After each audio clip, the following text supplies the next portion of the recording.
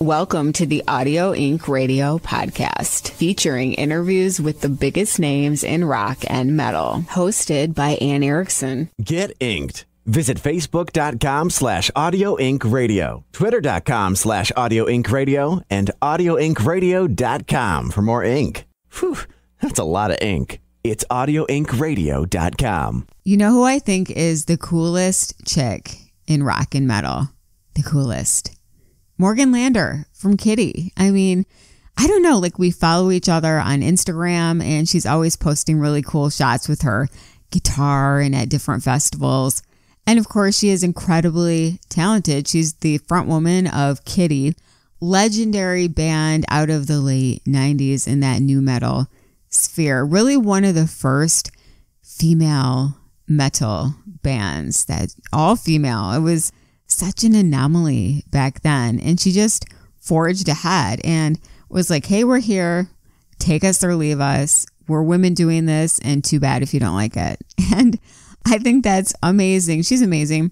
And she also has different projects and a podcast, which is funny because it's her and her friends just hanging out and they review really bad 80s horror movies, which is so fun and such a funny concept. And I don't know, it's just perfect and it's great. So my point is that Morgan Lander from Kittie is very cool and very awesome. And that's why I am very happy to have her back on the show. She's been on before and I always have a great time when Morgan is on. We always talk about all kinds of different stuff and it's just always an extra fun party when Morgan is on the show.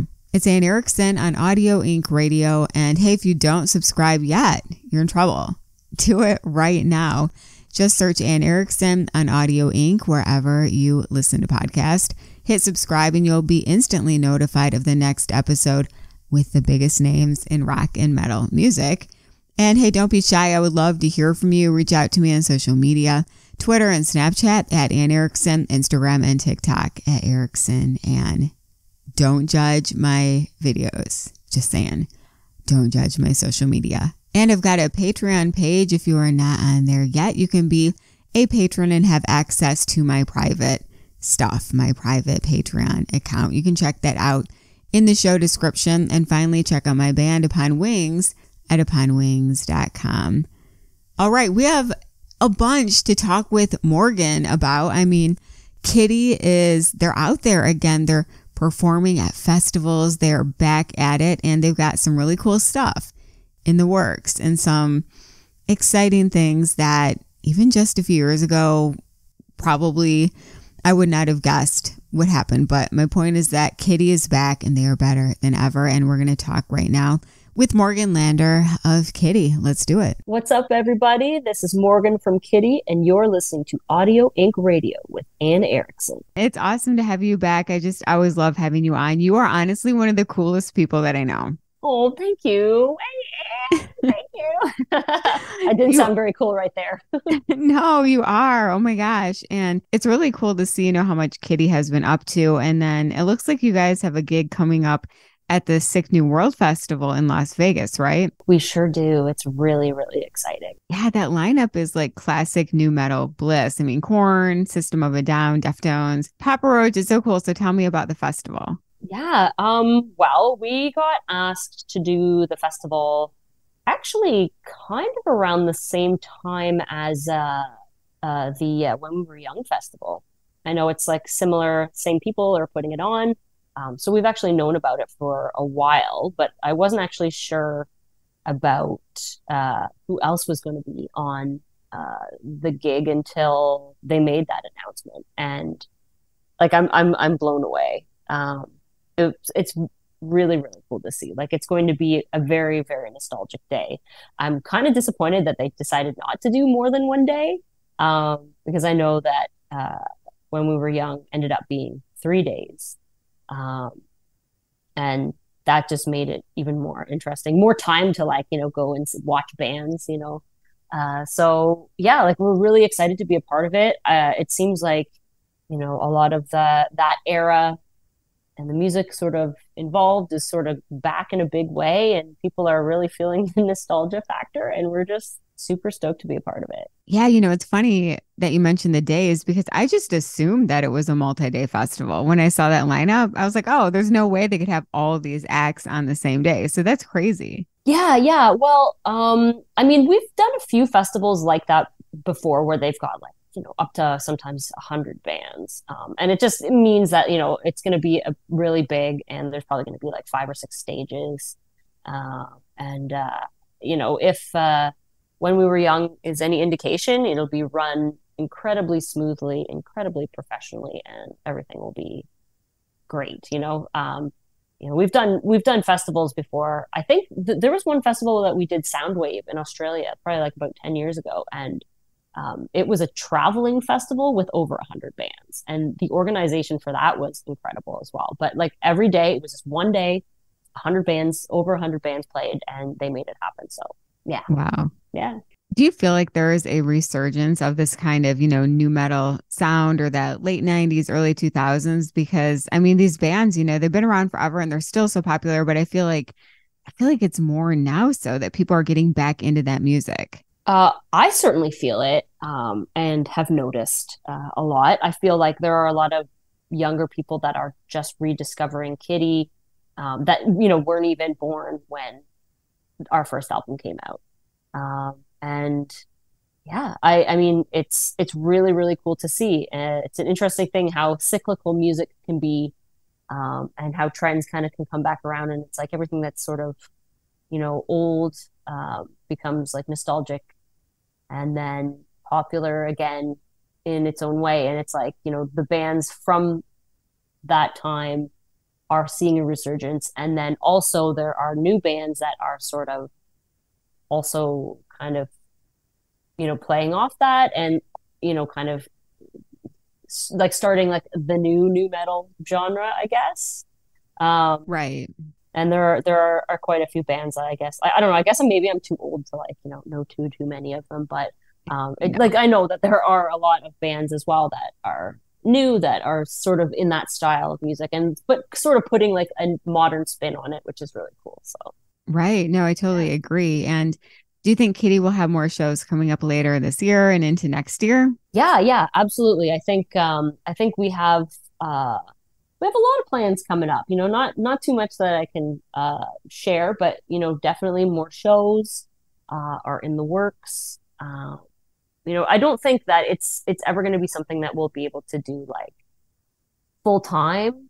And like tour like 9 months out of the year. It's just not feasible, and not even really cost effective, to be honest with you. Right.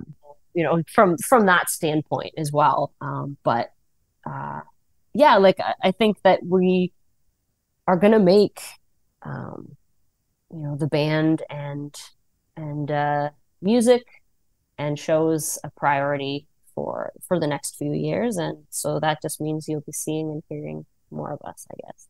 That's exciting. I mean, I would love to see a proper tour. It doesn't have to be 9 months or anything, but just like, not just the festivals, like a little tour across North America.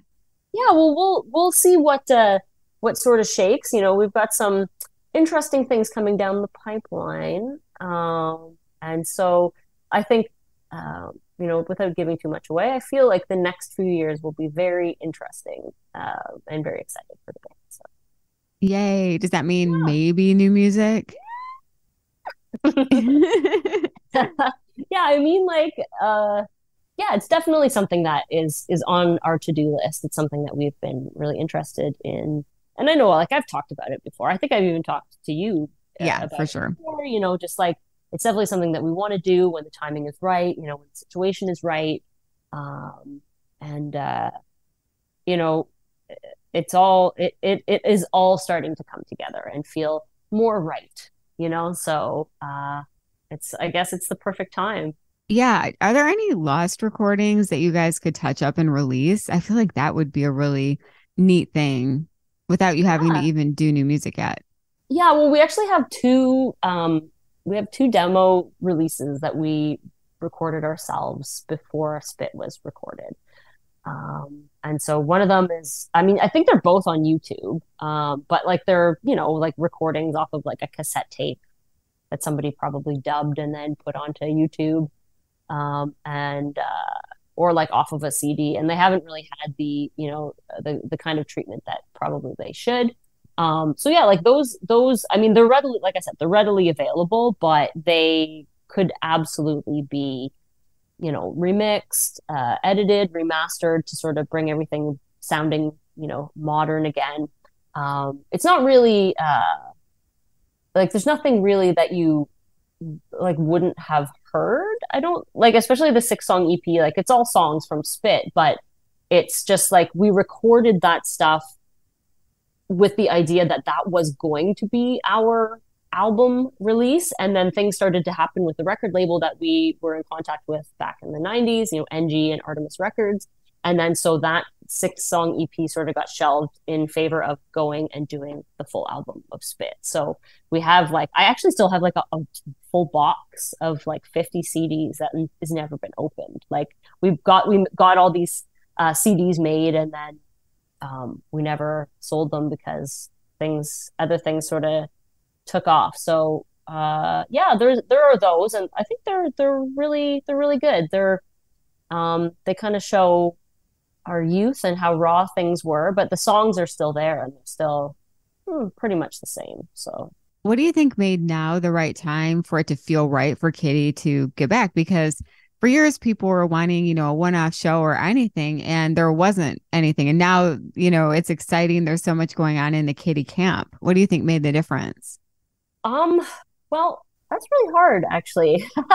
I'm not sure. I think a lot of it is also personal timing, you know, with, you know, the members, everybody in the band, you know, a lot of some of the personal things that we've gone through in the last few years, you know, have obviously, you know, can and have played a factor in whether or not we have been able to do it. But it just seems like, you know, over the last couple of years, there's been sort of this growing,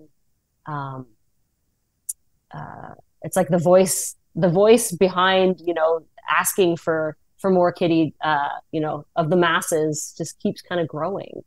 And that's really cool. I feel like the timing is right, just in that, you know, and going back to talking about how things kind of feel cyclical, and it feels like, you know, there's a lot of redemption involved in, you know, people discovering the band again, and you know, loving the band and the music and all of those things. But really, I think for me, the main catalyst was even just to be asked to play these shows again, you know, like for a really long time. You know, nobody came knocking. Nobody was like, hey, do you want to play this festival? Or, you know, hey, we're putting together this thing. Do you want to do it? You know, the people from the When We Were Young festival were the first people to reach out in like a really long time, with something that was like, okay, you know, I think this is the right time to do it. And like sort of getting back into that swing of things, with like planning and, you know, the finances. And then on top of all that, you know, like rehearsing and, you know, getting to play these songs again after some, you know, like 5-10 years together. There's a lot of work. But when we finally got up there and, you know, did the thing, it was like, okay, all right, I think we can do this. I think it's like, you know, riding a bicycle. You don't really forget. Sometimes you might fall a little bit, but, you know, I think I don't know. I think the shows went really well, and that was sort of the catalyst for everything to sort of, you know, start happening again.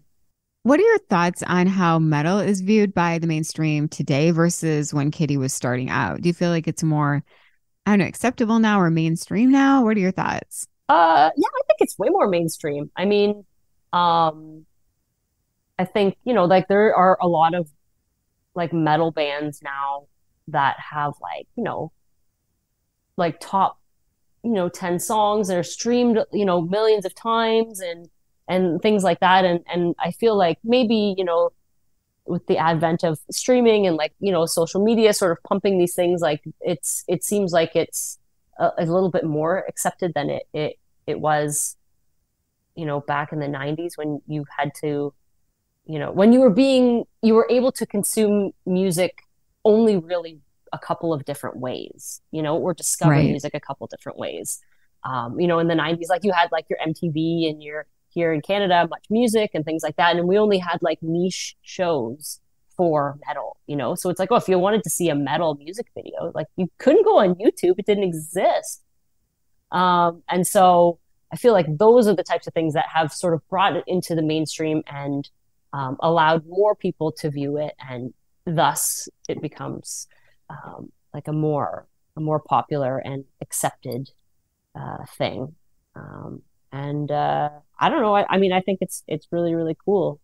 There's a lot of really great metal music out there, a lot of really great bands that write incredible songs, and they absolutely should be heard. That's a good point. I think that when you took the gatekeepers away, people were able to discover more metal music, and maybe that led to it kind of becoming, more popular now than it was back in the 80s or 90s.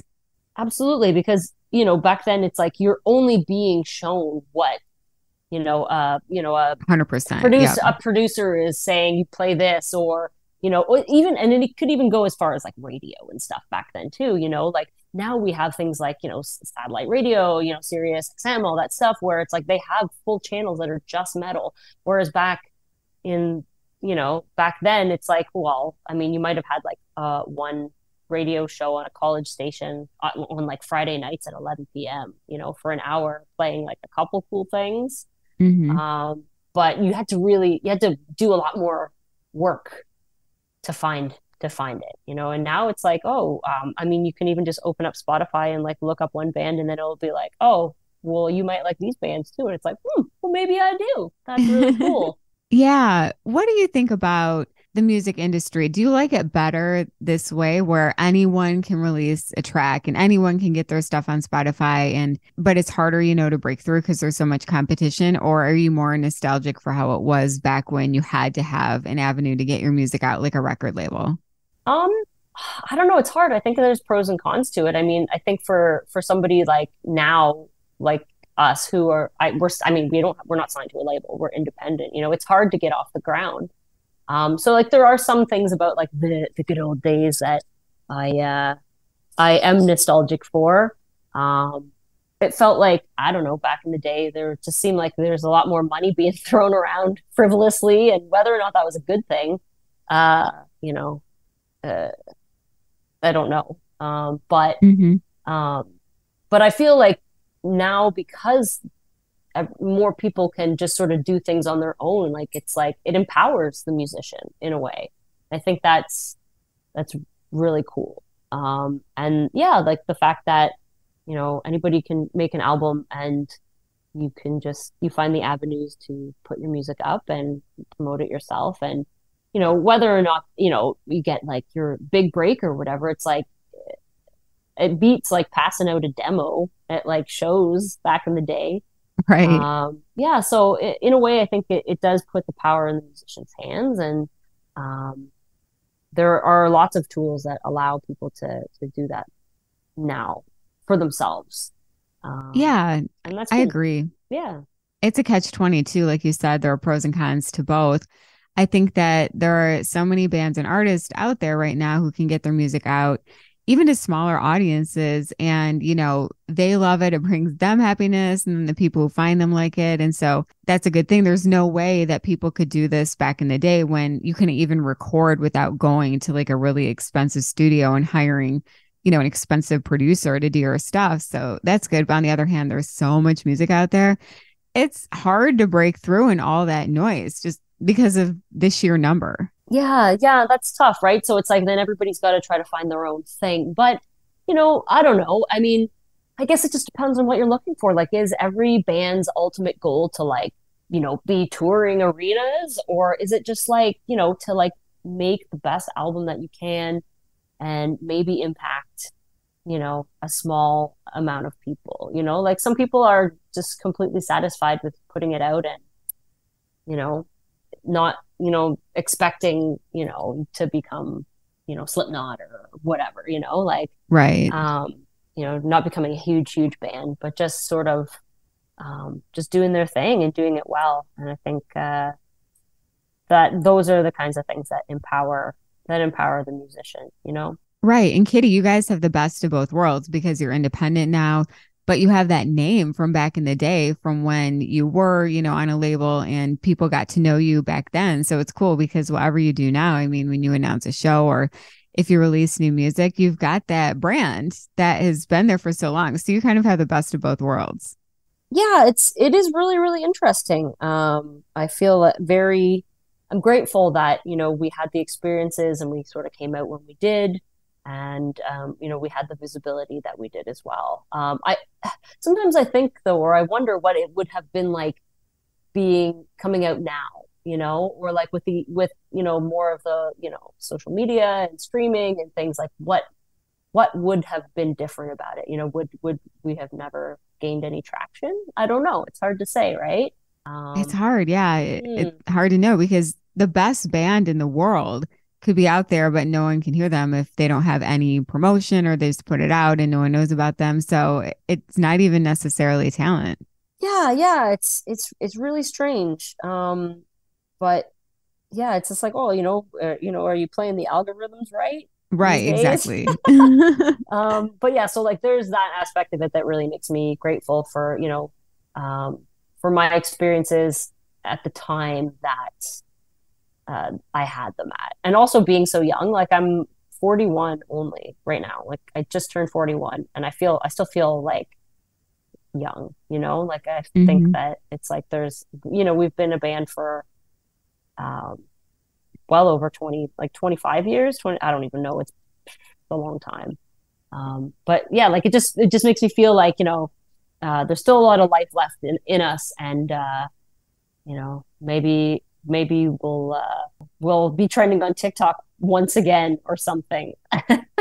Heck yeah. No, I mean, I go to your Spotify and you've got a lot of monthly listens. So you definitely still have people listening on all the different platforms. Yeah, which is, I don't know. I can't complain. It's really cool. Yeah. So what else is really cool is that you have this Witch Finger Horror podcast. And I'm wondering what's new with that. I was looking it up the other day and it looked like there hadn't been a show in a little while. So I wasn't sure what was going on. Yeah. Well, we actually just haven't really gotten together to do it yet. Everybody's had a lot of changes in their life in the last couple of years. And like I feel like the pandemic stuff really kind of, took the wind out of our sails with Witchfinger. Unfortunately, because we were on lockdown for so long and we were doing our episodes fairly regularly. And I know that like we're still great friends. Megan, Yasmin, and the three of us are the best of friends. And I don't know, we'll make our triumphant return eventually, I think. It's so fun. But there are so many episodes that people can check out in the past. So, I mean, there's so many that people can listen to. And it's nice because they're kind of evergreen in that you guys are watching like old horror movies and stuff. It's not something that's dated. You can listen whenever. Absolutely. Yeah, we cover all kinds of really terrible movies, but like the best of terrible, like just amazing classic 80s horror. Sometimes we dabble in the 90s as well, but it's all stuff that you can sort of even watch along while you're listening to us drink and cackle about, what's going on screen, and also drop some trivia bombs. We always try to do our research and whatnot as well. But I think we will get back to that eventually. I just think, when the timing feels right, we'll probably surprise everybody with a new episode. Cool. Cannot wait for that. And if you ever need a fourth witch for one episode, yes! I am there. I would love that. Oh my gosh. We'll dial you in. Gosh, you have so much going on. I mean, you're very talented, Morgan. You've got all the music and you've got the podcasting and stuff. So tell me about some of your other musical projects and what's new there. Well, this is tough because like, I do have some other stuff going on, but like, again, those things are like releases are sort of like, I don't want to say on hold, but like when the timing is right. So, I am still part of Montreal's Car Chaos, and the album that we've done together is finished. Just looking for mixing and mastering to happen and those little final touches there. And I also have another project with Justine she's from Blackguard. She also plays in Car Chaos. And Joe, who used to be in Blackguard as well. So two of my friends from Montreal in a band called Winterlust. And I think we'll probably release the album sometime this year. Everybody's sort of going through everything. We recorded the album over like a number of years. It's not metal. It's sort of like synth kind of goth stuff. Ooh, fun. So it's really dark. It's really moody, and it's really, really different. And it's been a passion project of mine for a number of years. It's just taken a while to sort of get everything up to speed, and yeah, everyone is sort of going over everything again now, as far as like updating stuff and sort of mixing. And I think we're hoping to get the album out this year for the world. Yeah, so that will be something fun. And yeah, I know, that's exciting. And I'm wondering if you have any thoughts on the Pantera reunion. I'm not sure if you were, a Pantera fan or anything, but it's something that everyone's talking about. The guys touring again, obviously without Dimebag and Vinny and stuff. But do you have any thoughts about the Pantera reunion? Well, I mean, okay, so to preface this, like I'm a big Pantera fan, been a fan for a long time. We toured with them on the Ozfest in 2000. So I got to see Pantera live quite a bit. I mean, I regret that I feel like I was too young for like, the early 90s Pantera. But I did get to see them on the Ozfest and at a number of shows for Reinventing the Steel. And I actually got to I stood side stage for their very last show ever in Japan. Wow. The Beast Feast Festival. So like, that's all my like Pantera backstory. When I heard about it, like I don't know, like I wasn't mad about it. I feel like it is weird because I feel like, the heart and soul of that band were the Abbott brothers. Right. And, everything about their playing, and like, not like I could ever compare myself to any of them, but I understand what it's like to have a sibling in a band, and you play together for so long that it's like you connect on a different level, and like when they played, they had a certain swagger and they connected on a certain level together. And that's just something that, comes with time and practice and all of those things, but also that bond, of being a sibling and I know that we're very close, obviously. So, like, I feel like it's weird because like I was really excited to see it. Unfortunately, we played the very first show that they were doing the reunion thing at the Hell or Heaven Festival in Mexico, but we weren't able to get to the venue in time to see the show. So I actually didn't get to see it, myself with my own eyes, but I was very excited to see it.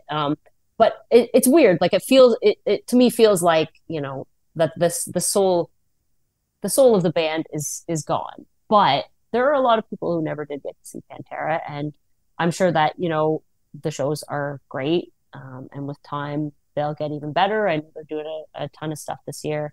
And I definitely want to see the set, to see them play. Even if it's just to hear, some of my favorite tunes. But I'm not like, team Phil and Rex or team, Diamond Vinny or whatever. Like from a fan perspective, like it's cool to be able to see and hear those songs live again. And there's a lot of people that didn't get to see it. So if they're excited, then that's cool. But I definitely will be catching probably, I know they're playing around here towards the end of the year. I definitely want to catch it when I can. It's funny because they're doing so many festival shows, and there is another festival I think that they're playing as well that we might be around for. But so I guess we'll see. But It's a good point. And I feel like at first when it was announced, there was a lot of pushback, but then the tickets were selling and now they're going to tour with Metallica and stuff. So I feel like people have warmed up to the idea. Yeah, like I mean, for a really long time, before Vinny had passed away, I had seen lots of people talk about, oh well, the only person that could do Phil Dime's shoes for that should be Zakk Wylde, as somebody who was very close to him, who was his friend, also an incredible guitar player. Like he always made sense for that. And I know that like I'd seen people like talking about it for years and years and years. And so like I can see why, like where people would be excited, but also kind of be like, a little weird about it. But right. If people want to see them, then more power to them. I mean, myself included. I definitely want to check it out. So, and one more question, which is really tough, but this is kind of a general thing. I'm just curious, if you could only listen to 5 bands for the rest of your life, who would they be? I know, right? That's really hard. I'm going to pick bands with like really, really big like discographies. Yeah, so you don't get too bored. Oh wow. That's 5 bands, eh? Well, okay, I'll pick Van Halen. That's one band. But only the David Lee Roth stuff. That's one. We'll throw Pantera in there. That's 2. I could listen to a lot of their discography. I'm like, I should go on my Spotify. Who have I been listening to? Maybe like Metallica, but stop at Ride the Lightning. Ooh, I love Ride the Lightning. Yeah. Like anything after that. Black Album even is okay, I think. So that's 3. Let's see. Oh wow, this is tough. I was gonna do albums, but I'm like, no, bands I think is better because it's easier. It's more. It is easier for sure. Okay. Like what are my go-tos here? I'm like looking. I'm like, ooh, TLC. Yeah, they're not really a metal band, but let's put them in there. Why not? You need some variety if it's all you're gonna hear the rest of your life. Yeah, their first 2 albums were bomb.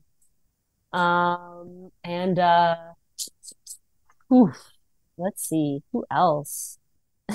Just to remind myself. Yeah. Why not throw us in there for the mix? For sure. Yeah, definitely. Oh, I love that. Those are great picks. You did not disappoint. Thanks. I know it's just like, here's a little bit of metal, a little bit of TLC. Good stuff.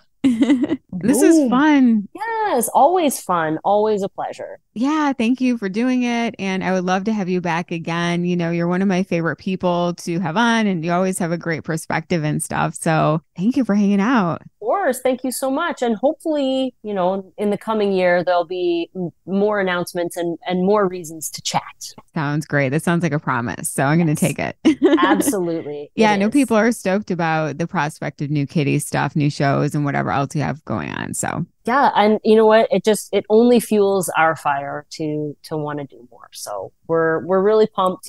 Like honestly, I couldn't have imagined or anticipated some of the things that are happening. So we're just gonna roll with it, and really pumped for the future. So awesome. Well, hey, have a great day, and thank you again. So good chatting. Yeah, you as well. Take care. Morgan, thank you for being an awesome guest on my show. You're welcome back anytime because, as I mentioned, I've had Morgan on before and it's always so fun. It's always great to hang out with her. She always has a lot of great perspective on the music world and it's just an amazing time.